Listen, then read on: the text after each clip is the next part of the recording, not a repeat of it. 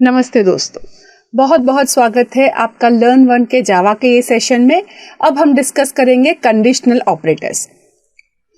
तो बहुत पहले जब हमने एक यूनिट में ऑपरेटर्स का डिस्कशन शुरू किया था, वहीं पे मैंने आपको बताया था कि कंडीशनल ऑपरेटर एकमात्र एवं ऐसा ऑपरेटर है जो कि टर्नरी ऑपरेटर है।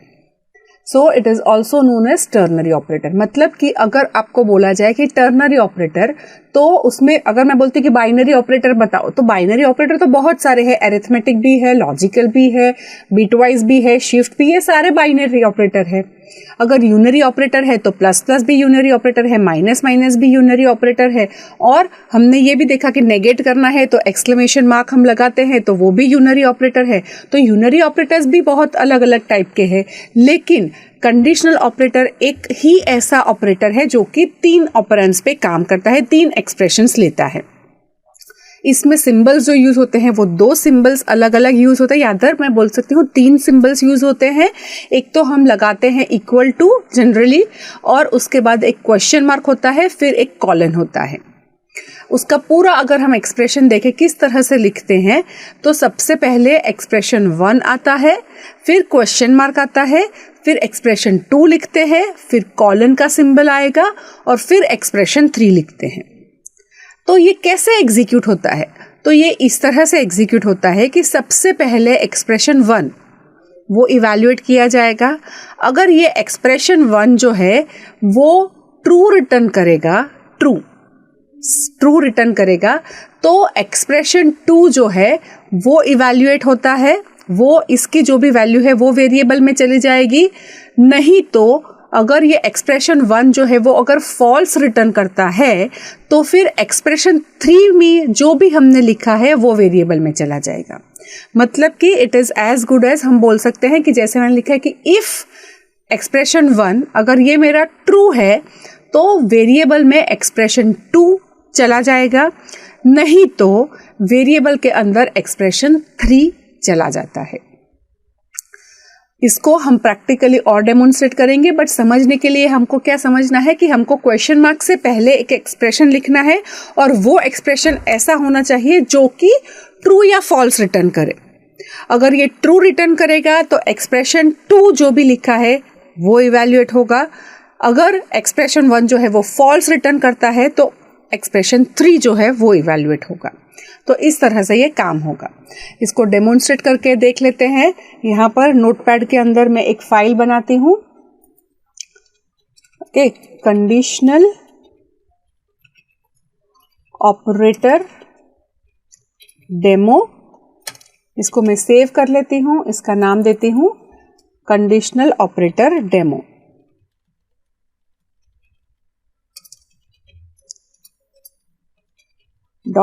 .java।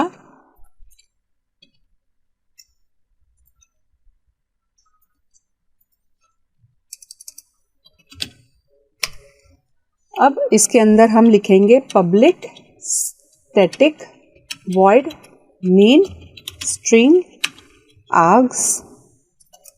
यहाँ पे हम लेते हैं एक वेरिएबल a जिसमें हम डालते हैं 7, दूसरा वेरिएबल लेते हैं b जिसमें हम डालते हैं 4, और एक तीसरा वेरिएबल लेते हैं जिसका नाम है मैक्स।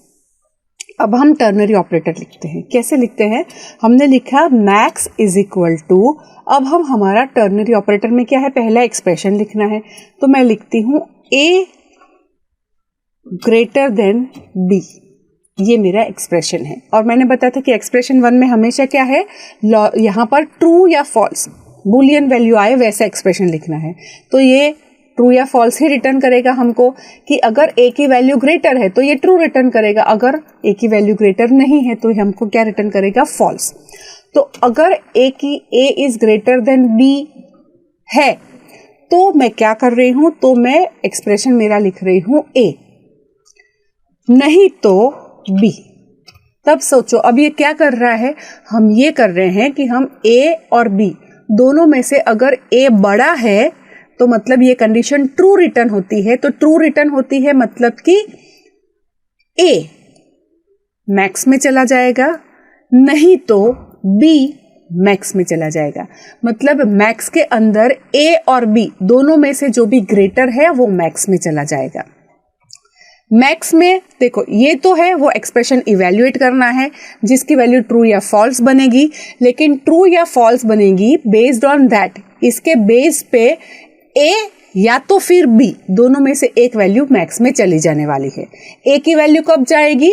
जब ए ग्रेटर देन बी है तो, और बी की वैल्यू कब जाएगी? जब ए ग्रेटर देन बी नहीं है तो, फॉल्स आएगा तब। ओके, तब हम प्रिंट करते हैं system dot out dot print LN, और यहां पर हम क्या प्रिंट करवा रहे हैं? मैक्स। फाइन, इसको क्लोज कर दिया दोनों को।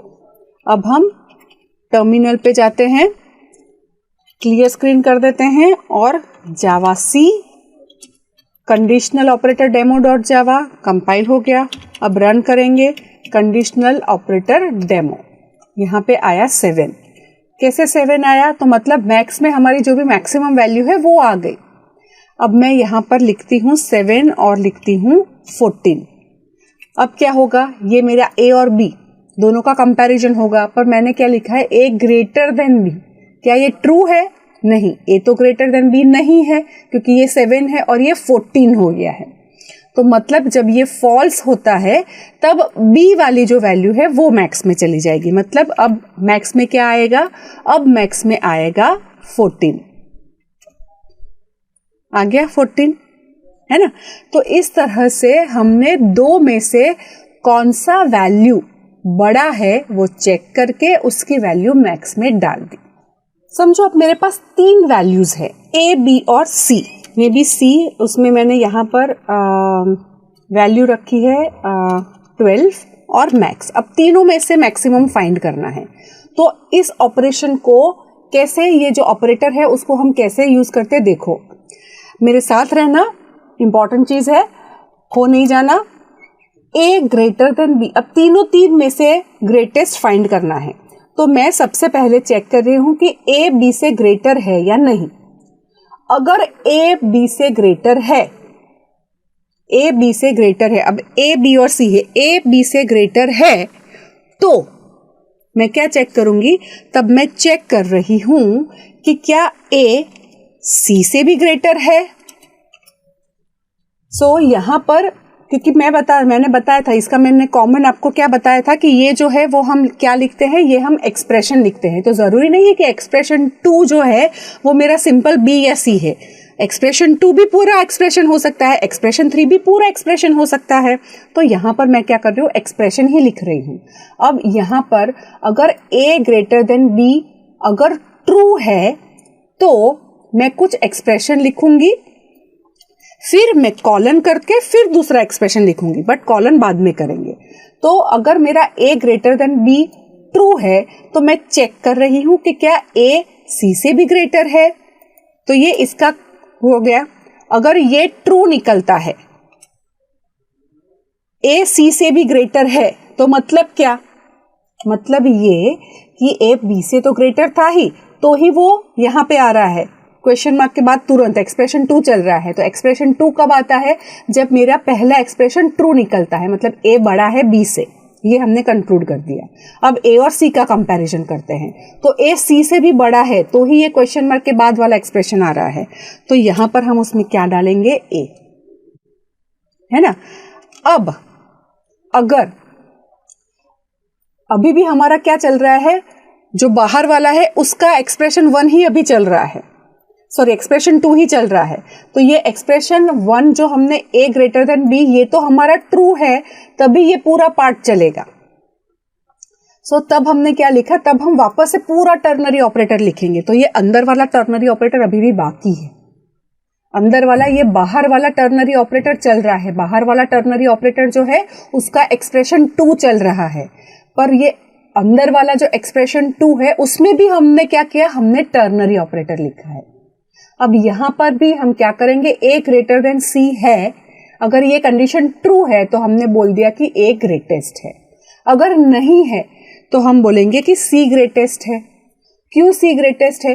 क्योंकि ये भाई ए तो बी से तो ग्रेटर है ही है, ए और बी में ए ग्रेटर है, मतलब बी तो बड़ा है ही नहीं, तभी मेरा एक्सप्रेशन 2 जो ये पूरा मेरा एक्सप्रेशन 2 चल रहा है, तभी ये एक्सप्रेशन 2 में आ रहा है। पर एक्सप्रेशन 2 में हमने वापस से टर्नरी ऑपरेटर का यूज किया। यहाँ पे हमने क्या किया, चेक किया वापस कि भाई ए ग्रेटर देन सी है, हाँ तो ए सबसे ग्रेटेस्ट हो गया। अगर ए बी से बड़ा है और ए सी से छोटा है, ए बी से तो बड़ा है मतलब ए इज ग्रेटर देन बी, और ए जो है वो सी से बड़ा नहीं निकलता है, मतलब क्या कि सी सबसे बड़ा होगा। ये हमारी पहली मतलब एक्सप्रेशन 2 खत्म हो गई, पहली कंडीशन खत्म हो गई। अब हम वापस से कॉलन लिखेंगे। अब हमारा आउटर का एक्सप्रेशन 3 शुरू हो गया। यहाँ पर ये वाले कॉलन के बाद का कब एक्सप्रेशन आएगा, जब ये हमारा जो आउटर एक्सप्रेशन 1 है वो फॉल्स निकलता है, मतलब ए तो बड़ा है ही नहीं।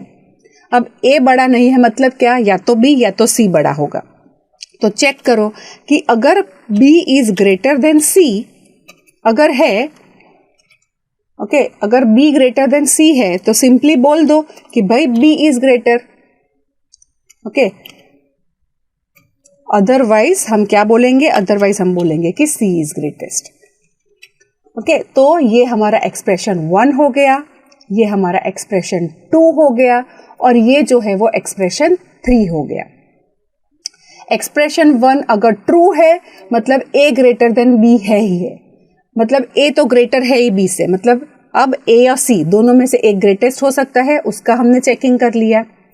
अब अगर ए ग्रेटर देन बी नहीं है मतलब बी ग्रेटर है, तो बी ग्रेटर है मतलब बी और सी को कंपेयर करो, तो बी और सी का कंपैरिजन कर लिया, और इस तरह से हम मैक्स की वैल्यू क्या है वो डाल रहे हैं, ओके। अब इसको हम कंपाइल करेंगे, conditional operator, okay sorry, compile करेंगे।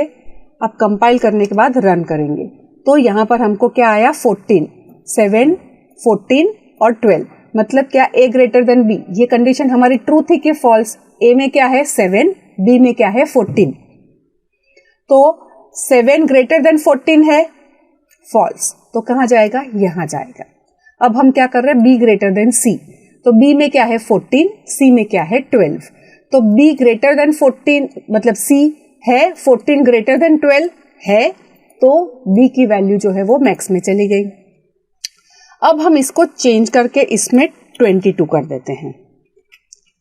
अब हम वापस से इसको कंपाइल करेंगे, अब रन करेंगे, तो मैक्स में क्या आ गया 22। अब हम इसको क्या करते हैं, अब हम इसको 77 कर देते हैं। अब हम इसको वापस से कंपाइल करते हैं, अब हम इसको रन करते हैं, तो अब आया 77।